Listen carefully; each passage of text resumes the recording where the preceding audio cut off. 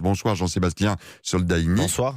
Alors, le préfet est venu pour expliquer ce qui s'était passé. Dites-nous comment il l'a justifié. Il a justifié ça après avoir détaillé le dispositif du 14 juillet.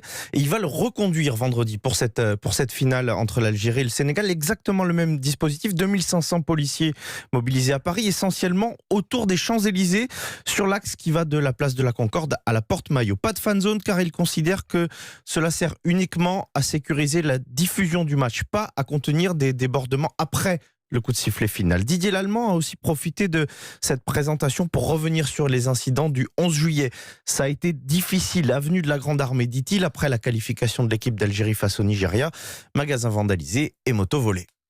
Sur cette dizaine de motos volées, nous les avons toutes retrouvées sauf une et qu'un grand nombre de personnes ont été interpellées et présentées à la justice. Je tiens d'ailleurs à signaler, monter sur des voitures qui roulent, c'est assez dangereux et pas très malin. Faire des wheelings avec son deux roues au milieu de la foule, c'est dangereux et pas très malin. Nous avons fait beaucoup de vidéo-verbalisation.